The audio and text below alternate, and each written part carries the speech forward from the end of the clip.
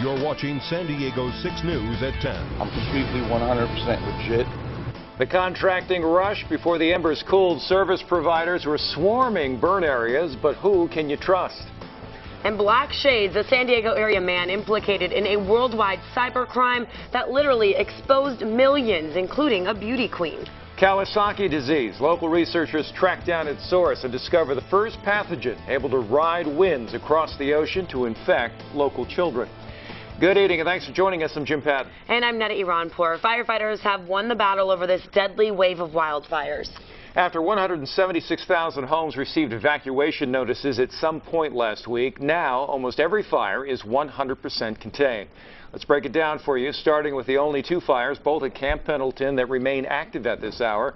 The Las Pulgas fire, blackened 15,000 acres, is now 75% contained. And the San Mateo fire charred 1,500 acres. It is now 97% contained. But as of today, the rest of the fires are 100% contained, with extreme temperatures and those high winds last week. In total, more than 30,000 acres burned across San Diego County. 45 homes, 3 commercial buildings, and an 18-unit apartment complex are gone. Investigators believe at least 2 fires were intentionally set, one in Oceanside, the other in Escondido. Well, 3 people are also under arrest, though it's not believed the fires they're accused of starting became substantial. Investigators are looking into whether a golf cart sparked the fire in Carlsbad. We know the Bernardo fire accidentally started on a construction site. The rest remain under investigation. As the cleanup from the San Diego County wildfires begins, county and state officials are urging homeowners to be on the lookout for scams. San Diego 6's Derek Stahl reports investigators have already found at least one opportunist, apparently breaking the law. On the very same day these wildfires started consuming homes in Carlsbad, people on Black Rail Road say businesses started dropping off cards offering restoration services. Nobody was allowed to be here. It was evacuated, the whole area. How did they get in here? They're probably trying to get business, you know, but there are some vulnerable people out there that will say, oh, great. The Kalasians were contacted by a licensed business, but state officials say after a disaster, too many of the aggressive door-to-door types don't have one. Be aware of that. I would run their license to make sure they are licensed. That's why investigators with the newly formed Wildfire Task Force are now fanning out, warning residents in burn areas about potential scams and checking up on contractors. I'm completely 100% legit. I am a good, honest person that works hard for a living. Okay, but you can't provide us with your driver's license. This painter didn't have his driver's license, but ultimately checked out. Before you hire a contractor, state officials say make sure to get at least 3 bids and check that company's past work. You also want to have a written contract. But state officials say the most important tip, only hire a contractor that's licensed. Victor Espinoza encountered a different kind of problem. He was contacted by a public adjuster, someone who will settle the claim with your insurance company for a fee. You learn as you go. This is my first experience in time like this. He says the adjuster made him an offer shortly after Wednesday's fire. By law, they have to wait a week. When it's a disaster area, it's a felony if a public adjuster contacts someone within that 7 days. So we'll be following up with that public adjuster because what they've done appears to be inappropriate in violation of the regulations. It's one of the many violations these investigators are trying to prevent so the victims of the wildfires don't get burned twice. Derek Stahl, San Diego 6 News. So here are some other important tips. Never pay a contractor in cash. Never pay more than 10% of the total job cost up front. And with that, don't pay more than $1,000. It's also illegal for companies to raise the price of certain goods by more than 10% during these states of emergency. You can find out all the details and who to call if you have any concerns on our website, san-diego6.com. Firefighters in San Marcos took the chance today to thank residents for all they did before and during the fires to make firefighters' jobs easier. But while firefighters wanted to say thank you to residents, residents wanted to thank them. Nancy Aziz joining us live from San Elijo Elementary with more on this mutual appreciation. Nancy. Well, firefighters really wanted to say thank you, but it was turned around on them today. There's just so much love and support in this city for what they have done. This is just one street corner here. You can see all the signs saying thank you, and if you drive down any street here in San Marcos, you will see more of the same.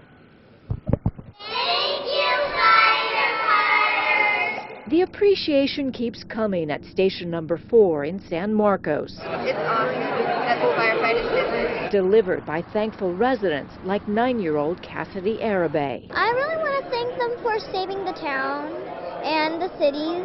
We're going to put this up at our station. So many folks thanking the firefighters with handwritten cards and signs, the front lobby looks like this. Barely a free inch of counter space. And the kitchen, it's packed too, with hand-baked and store-bought treats, a gesture that means so much. And then you come back from the fire lines to the firehouse, and you see the desserts, the signs the kids and families have made. And it's heartwarming, it really is. It means a lot to us. Even Leona Thomas thanked the firefighters, despite the fact her Harmony Grove home of 69 years was lost in the fire. Her daughter-in-law says Thomas knew the firefighters did their best. They stayed till their lives were in danger. They stayed till the end and then left, and she knew that. Elfin Forest Fire Captain Frank Toohey says firefighters don't take losing a home well. He says knowing people still support them makes those losses a little easier. Sometimes we feel a little let down, and it's really very comforting to have the public come in and kind of give us a pat on the back, so to speak. But firefighters had some thanking of their own to do today. We would like to express our thanks to the community. Thank you for preparing your property with defensible space. Thank you for heeding our evacuation warnings. And thank you for having a meeting place for you and your families. Appreciation all around that so many homes are still standing, so many lives spared. In a sea of darkness, there is so much light. And we just think that they're very special. Thank you so much. And firefighters we spoke with say they do not expect thanks. They say they're just doing their jobs. But you can tell even these tough guys are really touched by all of this. We are live in San Marcos. Nancy Aziz, San Diego 6 News. That is so sweet, Nancy. Thank you very much. A lot of thank yous going around tonight. We're not done yet. Meteorologist Sabrina Fine standing by. Sabrina, I know you're feeling pretty grateful too. Yeah, I am. I know myself. We're going to take my daughter as well as some of the neighbors. We're going to take them to Carlsbad, to the firemen there, and thank them with little drawings. And I did get word on the Carlsbad website not to deliver any more food to the Carlsbad firefighters because they just have too much. They're worried that some of it is going to expire and go bad. For us, we are talking about winds. This time not a dry wind, instead pulling in a little bit of moisture. So current gusts out over toward Julian around 29 miles per hour and into Borrego at 24. So a wind advisory up for the mountain and desert communities where they could see gusts 50 to 60 miles per hour, and that stays all the way until 3 a.m. on Wednesday. Along the coast, it's going to be breezy tomorrow, bringing in more moisture, eventually leading to rain. We'll tell you when coming up on the flip side of the break, guys. All right, Sabrina, see you in just a bit. He walked into a barber shop and opened fire. Now police need your help tracking down the murder suspect who remains at large tonight. On May 9th, this man was caught on camera at the Official Cuts barber shop in the 5400 block of Redwood Street. Police say he shot and killed Lamar Kennedy, and tonight officials say the unidentified man remains armed and dangerous. A $1,000 reward is being offered for any information that leads to an arrest. Suspect described as a thin black man in his mid-20s. Tips to Crime Stoppers can remain anonymous. A man who took off after police say he shot his father was arrested tonight. Police say 35-year-old Philip Campbell shot his dad on the Los Coyotes Indian Reservation in East County just yesterday evening. They say he ran into the hills of Hot Springs Mountain after the shooting. Tribal police say Campbell was at a home on the reservation and deputies arrested him without incident today. He will be charged with attempted murder. A man is now admitting to causing a deadly crash in Chula Vista. 29-year-old Michael Reyes pleaded guilty to manslaughter in court today and is now facing 14 years in prison. Police say back in March, Reyes drove a stolen car drunk with meth inside and killed a bicyclist, 44-year-old Daniel Voigt. At the time of the crash, Reyes was already on probation for auto theft and possession of meth. It is a cyber nightmare that seasoned FBI agents are calling breathtaking. Today, the FBI announced the arrest of nearly 90 people around the globe for the manufacture and use of a piece of malware called Black Shades. San Diego 6's John Carroll joining us now with how a case involving a local man initially brought the cybercrime to the public's attention. John. Netta, Jim, the announcement of arrests following a 2-year investigation came today from the FBI in New York. 2 people who authored the malware were arrested, along with scores of others who bought it and and used it, subjecting hundreds of thousands of people around the world to a cybercrime of nightmarish proportions. The word malware is a conglomeration of the words malicious and software, and when it comes to black shades, Agent John Carruthers with the San Diego FBI Cybercrime Unit says it doesn't get any more malicious. It will allow the user of the tool, the perpetrator, to gain complete and total access to the victim's computer. That's what 20-year-old Jared James Abrahams of Temecula did to former Miss Teen USA Cassidy Wolf when the two attended high school together. Abrahams was able to surreptitiously gain access to Wolf's computer and install black shades. He then watched her on her computer's webcam for more than a year before sending Wolf a threatening message complete with 2 nude pictures of her. He said if she didn't do what he wanted, he'd share those pictures and more with the world. As terrible as that was, Agent Carruthers says users of black shades have gone way beyond extortion these days. Yeah, with the keystroke logger, basically if you think about it, everything that you're typing at your keyboard is being recorded into a log, at which point the subject or perpetrator will have access to. So you're looking at getting all passwords, usernames, like you said, bank account numbers. So how do you know if you have been or are a victim of black shades? It's not easy, but Agent Carruthers says if your computer suddenly starts slowing down, even a little bit, you might want to have an expert look it over. And if someone has put black shades on your computer? Highly recommended that you wipe your hard drive and reload your operating system. Now, of course, you want to back up your vital data first. And make absolutely sure your antivirus software is up to date. Now, I asked Agent Carruthers if cybercrime has gotten so bad that his cybercrime unit is getting overwhelmed. He replied that there is never a shortage of work to do, but he also said that cooperation between federal, state, and local authorities is better now than ever. It has to be, because cybercrime is here to stay. Live in studio tonight, John Carroll, San Diego 6 News. Thank you, John. Well, straight ahead, the show will go on after 2 months of drama. The opera will celebrate its 50th season, how much money they raised. Plus, a beached whale, what scientists now have to do to move this 50-foot mammal in Point Loma. And hands-on learning, how a large grant will benefit students at the USS Midway. You're watching San Diego 6 News at 10 with Jim Patton, Neda Iranpour, and meteorologist Sabrina Fine. A dead fin whale is washed up on the shores of Point Loma. Our Sky 6 chopper flew over the scene this morning as authorities were left with the stinky task of removing that huge carcass. To give you an idea, this is near the wastewater treatment plant. The plan is to drag the 50-foot-long whale into the ocean tomorrow at high tide. It'll then be taken to Fiesta Island to determine the cause of death. Fin whales are the second longest whale in the ocean, and they're also the fastest swimming whale in the ocean. They're called the greyhounds of the sea. Officials say this is the second fin whale to end up in the cove in just 2 years. The other whale died after being hit by a ship and breaking its back. Inspiring younger generations through the patriotism of our country's past. The USS Midway Museum is in the process of constructing new hands-on learning stations. This comes through a $1.5 million grant they just received from Cox Communications. As Natasha Sweet reports, the history between the Cox family and this warship dates back 70 years.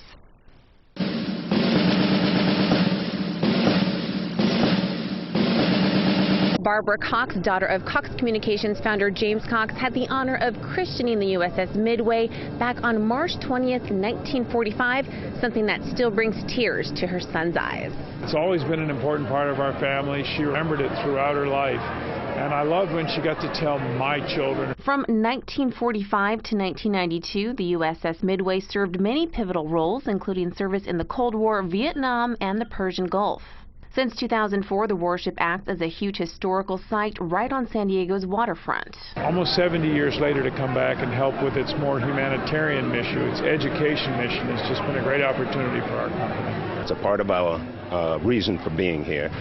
It's a symbol of our freedom, and all of our children need to learn that. Randolph Ward, San Diego County Superintendent of Schools, says he values the hands-on training the museum offers students.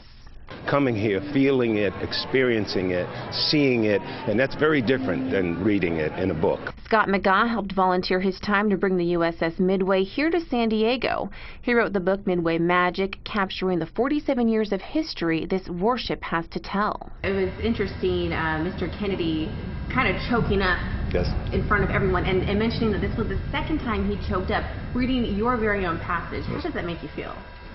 It was humbling. McGaugh says he wants to preserve the legacy of heroes. And that's what we're all about, really bridging the greatest generation and America's future generations.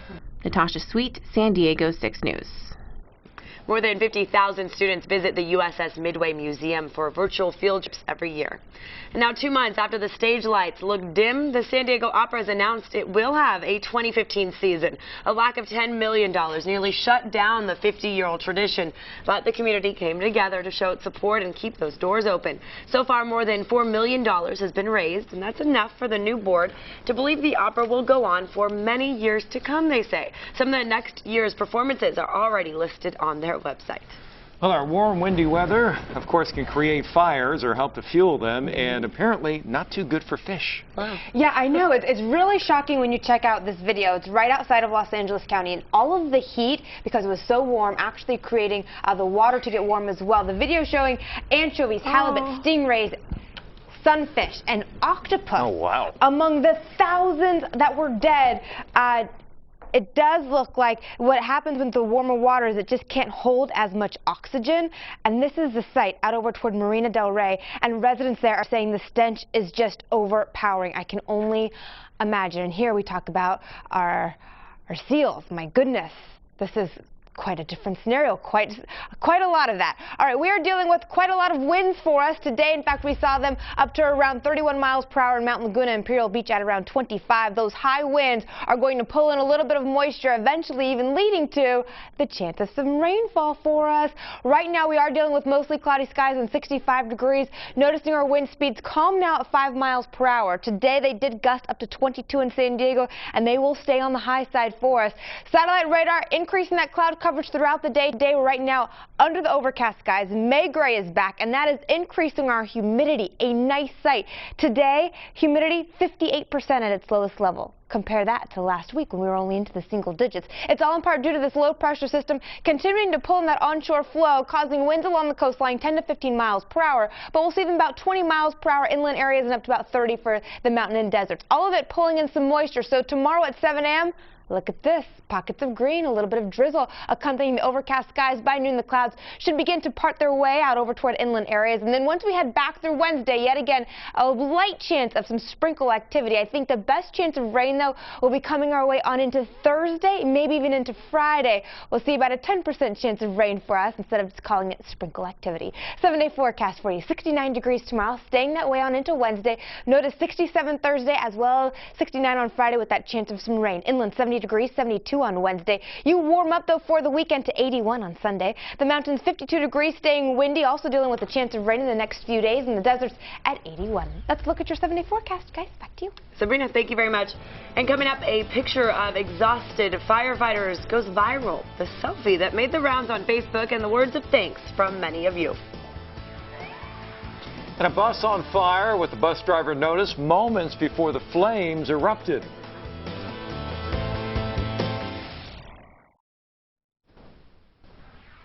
This past week has been exhausting for firefighters throughout the county, and a picture from a San Marcos fireman tells the story. This photo here shows Tim Bergen taking a much-needed break with those other tired firefighters right behind him. Look at him smiling, though.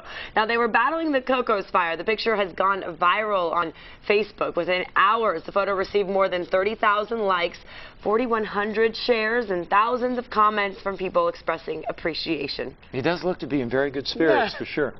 All right, and we asked for your messages to the first responders fighting the San Diego fires. Dozens of you shared your thoughts on our San Diego 6 Facebook page. Virginia here says, we are all unbelievably thankful for your dedication and skill. Yours is a dangerous and sacrificial job. We cannot thank you enough. Ricardo says, thank you, heroes, for all the homes you save, for everything you men and women have done. May God protect you and give you all blessings. Thank you from Fallbrook.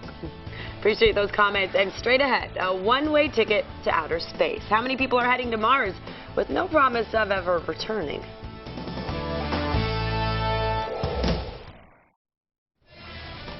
It is a trip that would really be out of this world. The first round of cuts is complete for people wanting to colonize Mars. About 200,000 people applied for the one-way venture, but that number now down to 705. The Mars One organization is planning to send 4 people there in the year 2024. Additional groups will be sent later, and the catch is it's not likely any of them can ever come back to Earth. A one-way ticket. And we're showing pictures of the Mars rovers there. That's how you want to be a machine, and then you can stay there as long as you want. What are you going to do up there? All right, straight ahead, car into a house, what the woman behind the wheel said that she was doing. Plus, school fire evacuations, why parents felt stuck and scared as they tried to pick up their kids from school. And major changes, the agency that is being disbanded following the South Korea ferry disaster.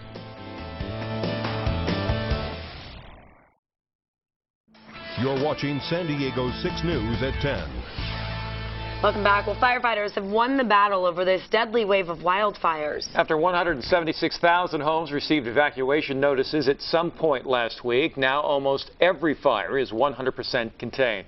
Let's break it down for you, starting with the only 2 fires that remain active at this hour. The Las Pulgas fire at Camp Pendleton blackened 15,000 acres and is now 75% contained.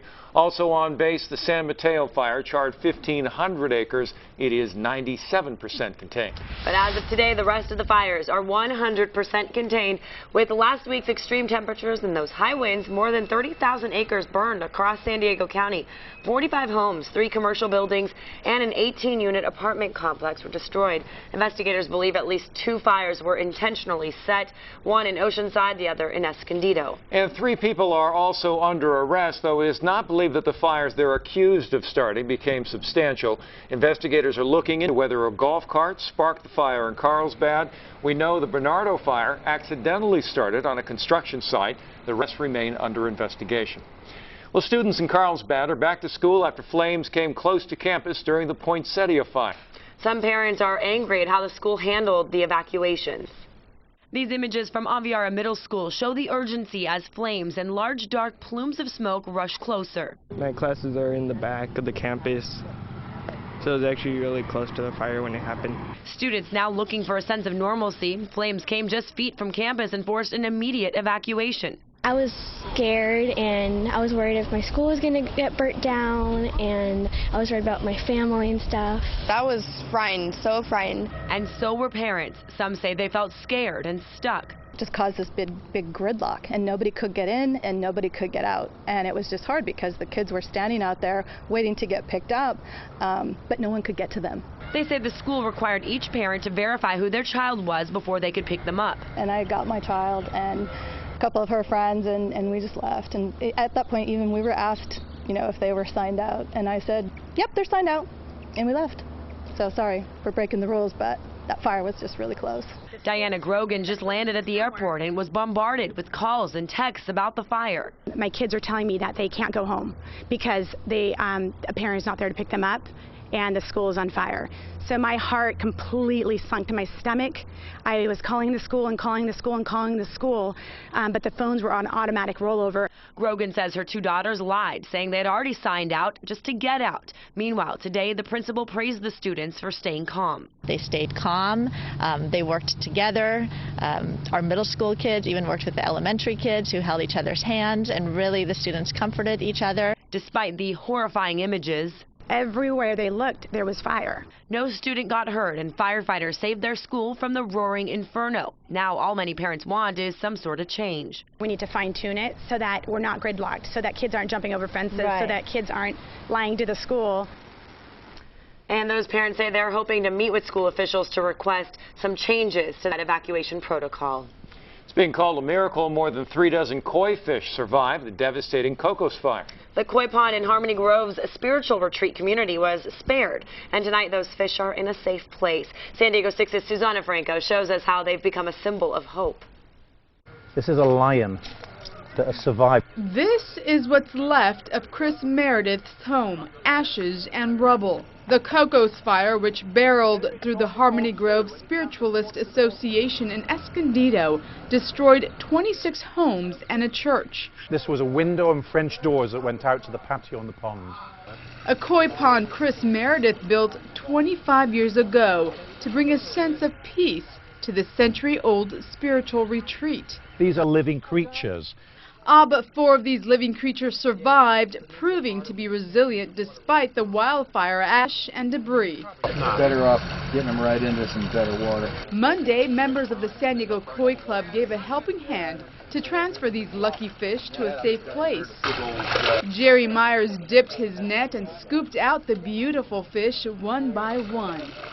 Others placed them into a tub filled with clean water, then loaded them onto a truck to be taken to a koi sanctuary in Lakeside. And the road to recovery begins for Harmony Grove. You have SDG&E here fixing down power lines. You also have firefighters here looking for potential hazards and assessing all the damage.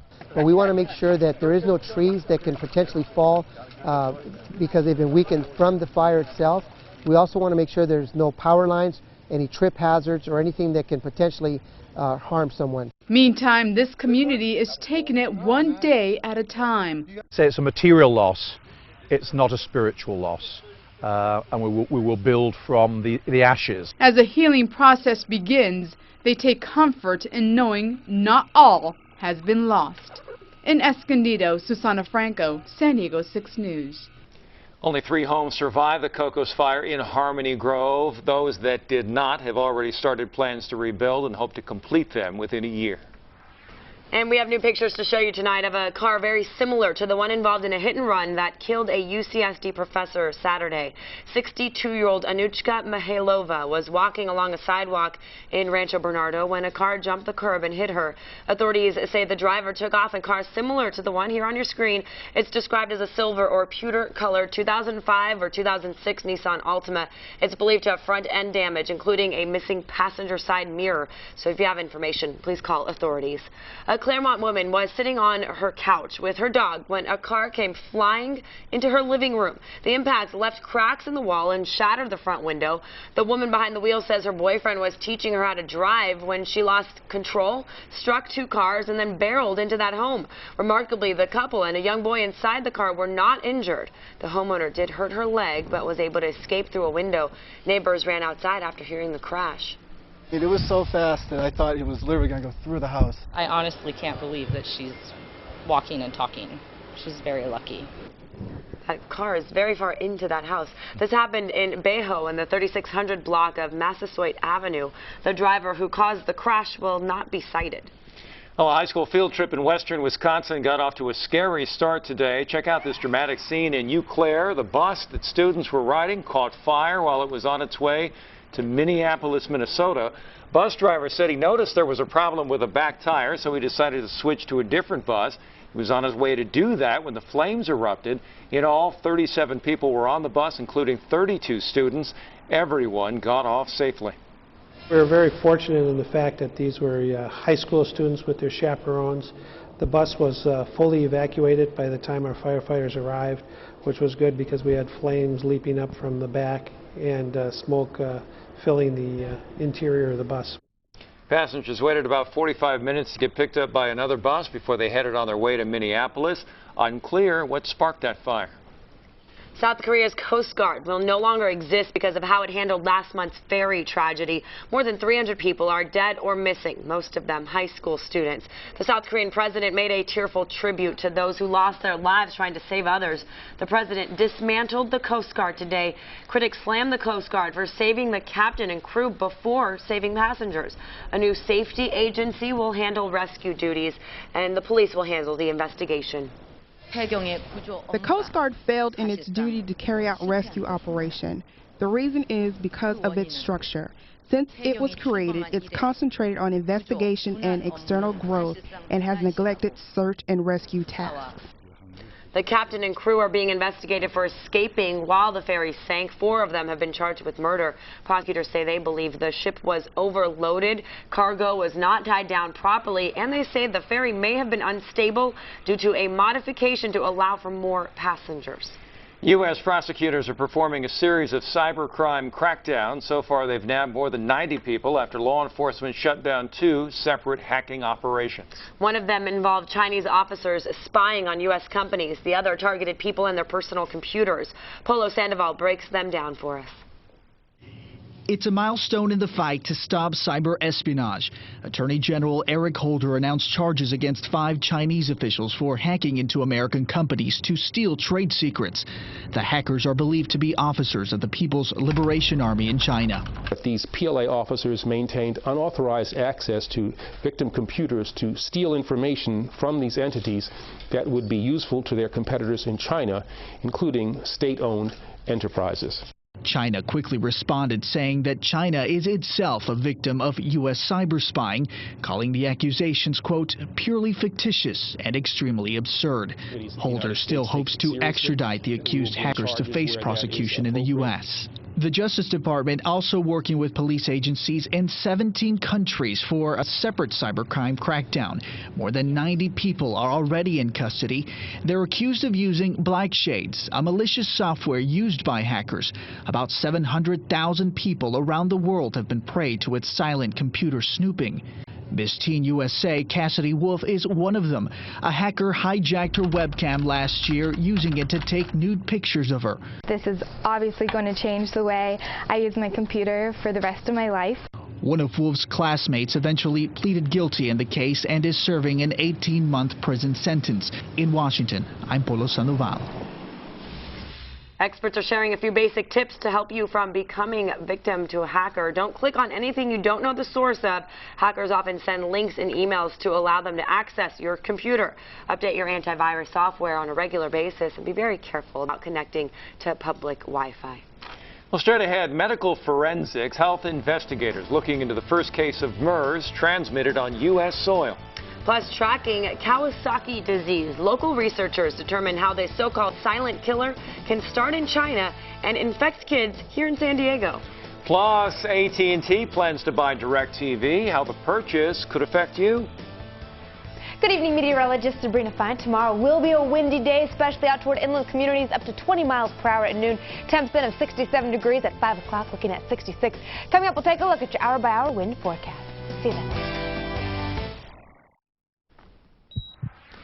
It sounds like something out of a science fiction film, a pathogen blown by the wind from China infecting children in Japan, Hawaii, and the western United States.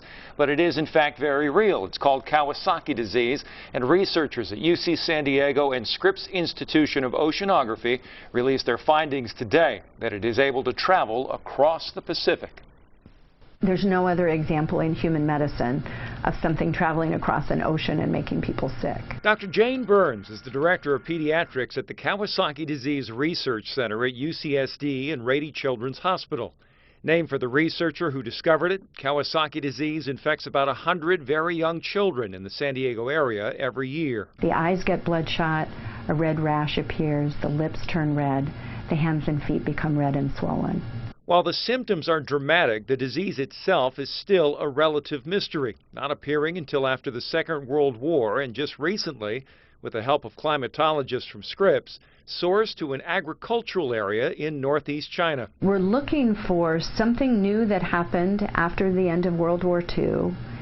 A lot of changes in the agriculture, a lot of cultural changes during that time. What those changes are putting into the air is still a mystery. What is known is that children with a genetic predisposition need only breathe in the pathogen once to manifest symptoms within 24 hours, which are often mistaken for a simple virus. An assumption that can leave the door open to potentially deadly long-term effects. It will go away, and a child may be left with silent heart damage that has no signs or symptoms until a massive problem, which could be a heart attack later in life. Dr. Burns says more money is needed so researchers can study an array of air samples collected over Japan and nail down what's causing the illness, a disease that was born after 1945 and can do something no other pathogen has ever done: ride the winds across an entire ocean. Something associated with that triggered the appearance of this agent, whatever it is. Jim Patton, San Diego 6 News. Now, Dr. Burns stresses that Kawasaki disease is a treatable condition with a 95% cure rate for cases that are diagnosed and treated early. Meanwhile, continuing research will include working with the Chinese to track down the cause. The nation's third reported case of the MERS virus is proving how little is known about the illness that first emerged in Saudi Arabia in 2012. Health investigators have expanded an intense medical forensics probe on the first case of MERS transmitted here on U.S. soil. Officials say the latest victim, an Illinois businessman, had extended face-to-face contact with that first patient who'd traveled from Saudi Arabia to Indiana. The men had 2 meetings and shook hands both times. When officials tested the new patient, his body had already fought and killed the virus. We think it's easier to spread in the hospital environment when a person's very sick. But this individual with the antibodies may be telling us that less intensive contact before very severe symptoms are evident may be enough to spread the virus. While so far it appears close to 30% of MERS cases are fatal, 20% have no symptoms or symptoms so mild they don't know they even have it. But it's unknown how many have been affected by MERS so far.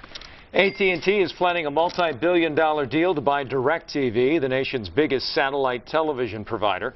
The boards of AT&T and DirecTV met to discuss a deal worth $49 billion. AT&T wants to compete with Comcast and Time Warner Cable, which agreed to merge in February. Deal expected to close within 1 year after a government review. AT&T says there will be no changes for 3 years. After that, there will be new bundles combining services like phone, TV, internet, and even home security. Consumer groups say it's bad news, leading to higher prices and fewer choices. GoPro going public. The camera maker announced today it plans to raise $100 million in an initial public offering. The company wants to trade on the NASDAQ under the symbol GPRO. Company sales reached $986 million last year, more than 4 times its 2012 total. Profits nearly doubled to $60.6 million. GoPro rose to fame with its action cams. The small weatherproof mountable video cameras produce good quality video.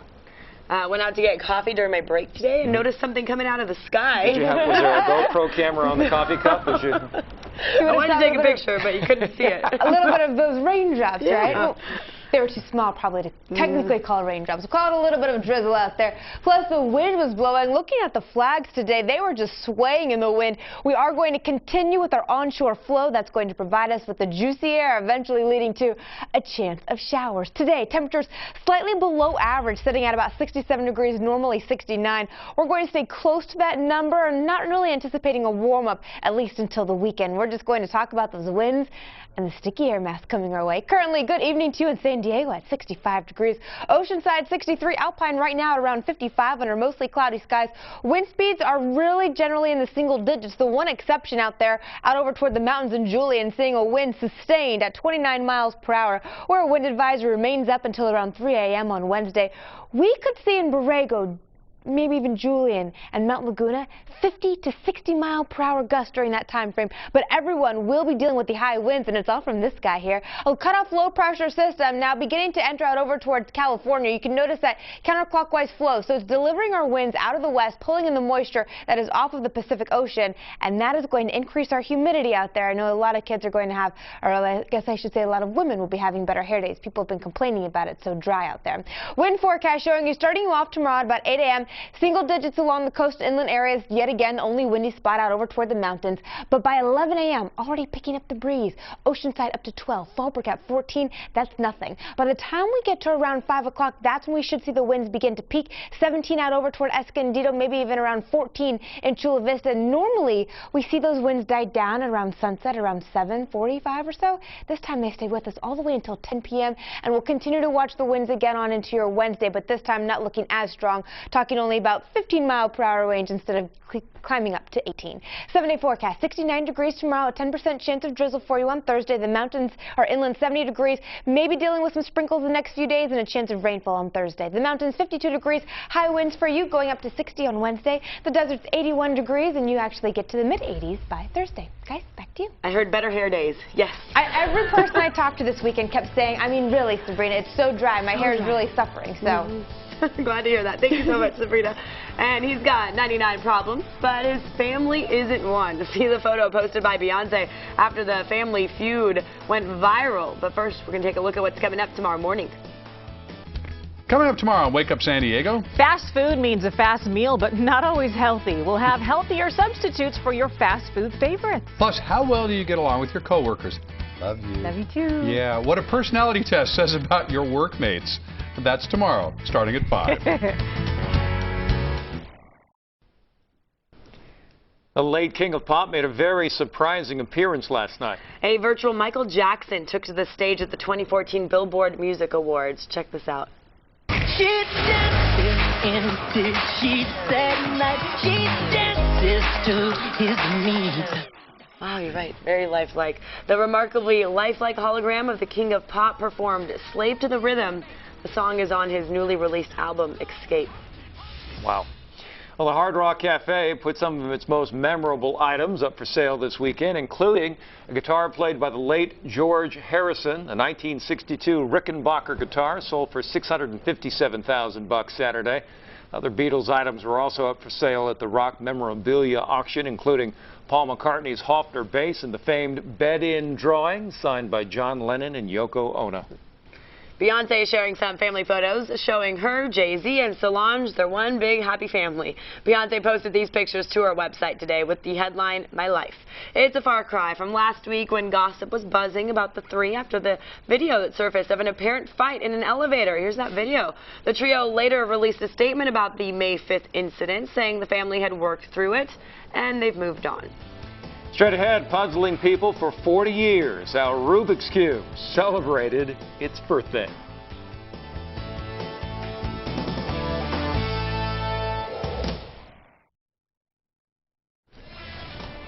Happy 40th birthday today to the Rubik's Cube. The fun and frustrating puzzle debuted on this day back in 1974.